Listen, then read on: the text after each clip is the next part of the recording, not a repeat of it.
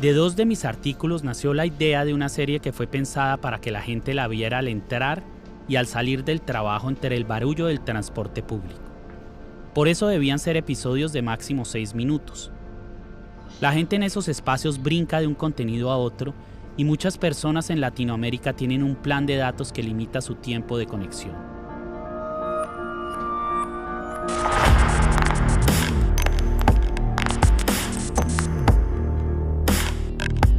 La política colombiana está consternada con la aparición de Matarife, una serie documental que amenaza con destapar la caja de Pandora de la historia reciente en ese país. Con el expresidente Álvaro Uribe Vélez como principal protagonista, Matarife se ha encargado en sus primeros capítulos de develar historias y detalles desconocidos para muchos, sobre todo fuera de Colombia. Durante ese diminuto fragmento de tiempo que dura cada capítulo de la serie, los empleados públicos, las amas de casa, los universitarios y en general la inmensa mayoría de la sociedad colombiana tendría que ser informada, quedar convencida y sobre todo motivada a exigir el cambio que con tanta urgencia necesita Colombia. Eran máximo 6 minutos a la semana los previstos para que los colombianos salieran de su engaño y perdieran el miedo. Cada dato ofrecido en la historia tenía que estar documentado en imágenes de archivo. Es ese documental que es un documento histórico de compilación, cuidado con lo siguiente, soportado en hechos reales, en entrevistas, ¿cierto? Que a través del tiempo reflejan la realidad de unos hechos que seguramente para generaciones no tan nuevas, o mejor, para las nuevas, pues no estaban muy latentes o no tenían conocimiento. Luego el gran mérito, digamos, de la serie en ese sentido es eso, es una pieza histórica que con una herramienta o un sistema, esa puesta de escena que genial, como señala Juan, logra capitalizar Daniel Mendoza. La verdad ya había sido investigada y publicada, pero estaba escondida en el espeso matorral de información que los grandes medios vendidos a los poderosos habían refundido en la esquina más oscura del archivador. Las últimas encuestas revelan que los colombianos cada vez creen menos en los medios tradicionales. Sin embargo, los colombianos no son bobos y saben que desde los medios de comunicación informan con intereses económicos, políticos y con sus amistades. Aquí me comprometo con la verdad, aquí los escucharé siempre y si no estamos de acuerdo, los respetaré. Es que los medios de comunicación son del poder. Son para generar plata, eso no es para informar ni nada, eso es para generar plata nomás. La serie no solo buscaba alumbrar esos oscuros hechos perdidos en las décadas de memoria histórica, tenía que encontrar la manera de que esos pocos minutos tocaran el alma del pueblo colombiano. Se ha generado tanta expectativa, tanto escándalo, tantas repercusiones, respuestas, presidentes, políticos, de todo el mundo está hablando de la serie y lo más interesante es que es una serie que de 50 episodios solo ha pasado 4. El hecho de que cuyo protagonista sea el expresidente Álvaro Uribe genera toda una curiosidad por parte de la opinión pública. Que mejore o ayude a formar nociones más exactas de la vida o que sea producto de la realidad, no cumple esos requisitos en el mayor porcentaje de las palabras.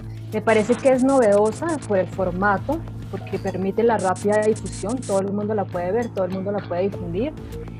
Entonces uno se pregunta por qué no se había hecho algo así antes. Entonces es indiscutible que es innovadora en ese sentido. La serie crea un hecho político en Colombia, es decir, aparece otro relato en un momento histórico en que la imagen del expresidente Uribe alcanza niveles históricos de impopularidad. Es un relato que irrumpe la escena política en contraposición al relato uribista. Pero ¿es esto lo que necesita Colombia, al final de cuentas? Ya basta. Yo sí creo que Colombia tiene que saber la verdad para que pueda, digamos, haber una transformación. Se necesita saber la verdad y yo creo que Uribe tiene que contarnos muchas cosas. Eso empieza por desarmar ese relato que se ha creado, que él no sabe nada, él es una víctima. Entonces, en el momento en que se cuente la verdad, ahí sí ya podemos decir que se puede pasar la página. No pretendía que la serie fuera un mero difusor de la información, sino que esa información debía permitir estructurar una propuesta audiovisual y narrativa que pegara en el tuétano del inconsciente colectivo. El país llevaba 30 años atragantándose de violencia, dolor y sangre.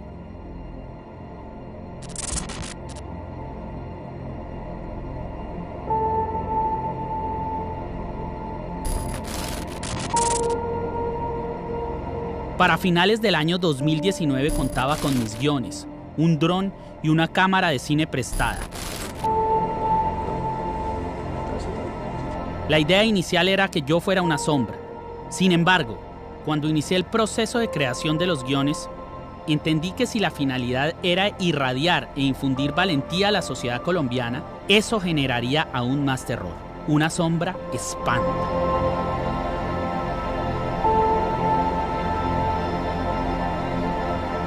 Decidí ser yo quien expusiera los hechos de viva voz, con mis tatuajes decorando la pantalla y la cara al aire. Dicho esto, empecemos por desnudar la verdad. He aquí la primera de mis confesiones. No existe Jack Nielsen, ni mucho menos Emma Thompson. Tampoco existe director de casting, como lo dije en alguna entrevista. Box Jellyfish Films, lamentada productora, solo es una marca registrada y todos los derechos de autor están a mi nombre. No existen productoras internacionales con un inmenso equipo técnico, ni luminotécnicos, ni extras, ni asistentes de producción. La serie se hizo solo con la fuerza que le metimos para que saliera adelante. Escribí, narré, produje y protagonicé la serie Matarife. Y César Andrade, el director de la serie, fue el gran maestro que me dirigió. Es esto, es darle muchas vueltas como desesperado, y esta madre no se va a caer porque ya queda fijo. Mira, no se cae.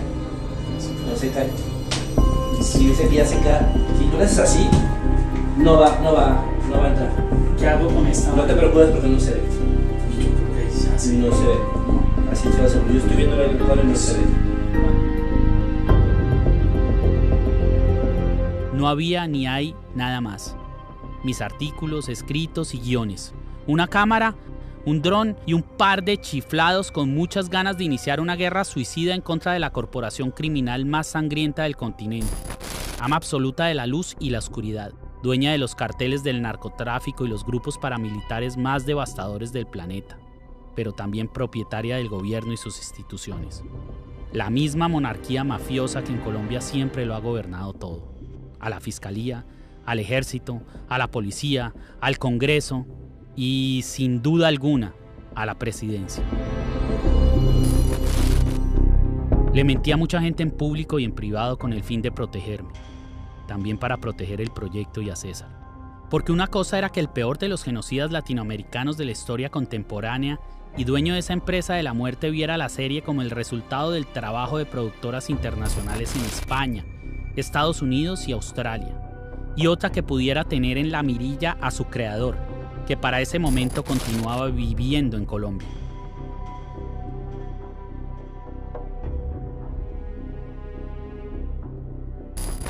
Nuestra pregunta sobre Matarife en particular es que no hay respuesta sobre unas cosas que me parece que los lectores tienen derecho a saber. O sea, quién financia esa película, quién la dirigió, ¿no? Y a mí eso me parece un poco raro que sobre eso haya tanto misterio. ¿No? La respuesta de Daniel fue que eran 3 ONGs internacionales que le habían pedido hacer la película, y nosotros le preguntamos pues cuáles son los nombres. No puedo decirlo porque ellos tienen mucho miedo de que los maten, no sé, en Australia o no sé dónde, pues que es un poquito, pues a mí me parece que es un poco raro. Y quienes la dirigieron, unos jóvenes estudiantes en México, ¿no?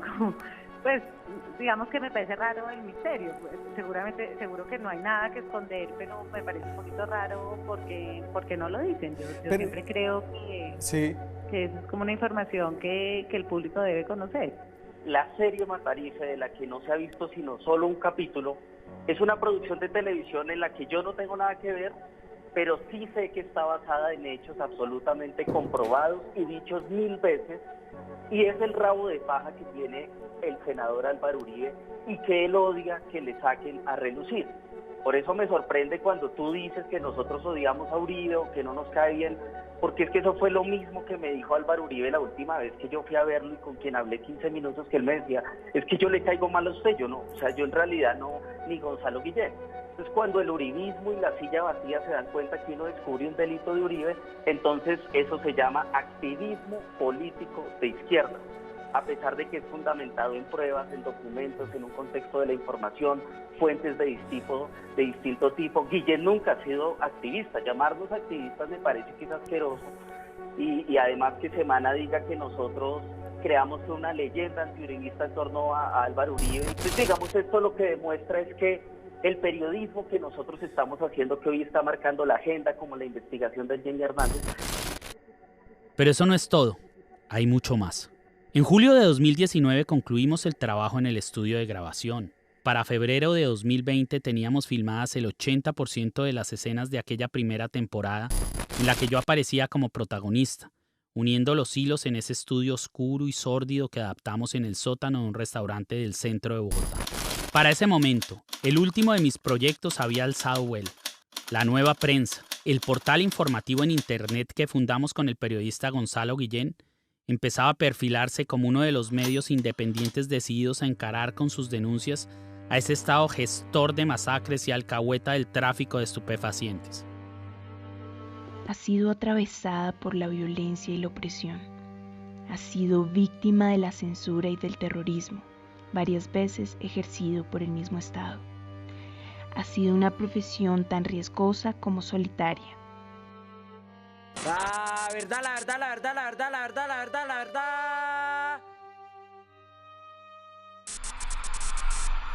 Tras años de censura en la prensa tradicional, un grupo de periodistas y abogados encuentra en el nuevo mundo digital la oportunidad para difundir masivamente sus investigaciones. Es así como nace la Nueva Prensa. La Nueva Prensa ha sido reconocida por revelar investigaciones de interés nacional que han impactado al poder y a la opinión pública, y que han servido también como insumo para la justicia colombiana.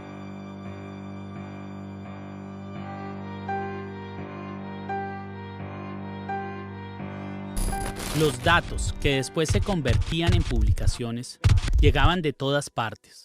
Nos contactaban diariamente investigadores, fiscales y en general funcionarios públicos cansados de los abusos de aquella élite decadente que había instaurado en el país una sangrienta política de disciplina social a través de la policía y las bandas rurales que eran los sicarios del narcoparamilitarismo gubernamental que aún hoy continúa dictando las órdenes en Colombia. Para ese momento, teníamos mi voz metida en una cinta digital y la gran mayoría de las tomas que se había tragado esa cámara prestada de última generación. Eso era lo que había de la primera temporada cuando Gonzalo Guillén, mi socio en el portal periodístico, me dijo en su apartamento: tengo una información que es una bomba atómica, unas grabaciones que prueban que entre Uribe y los narcos del cartel de La Guajira y el Cesar le compraron las elecciones presidenciales a Iván Duque. Todo lo organizó un mafioso al que llaman el Ñeñe Hernández. No pensó Gonzalo que con aquella frase estaba soltando una represa de hechos irreversibles que me llevarían hasta tan lejos.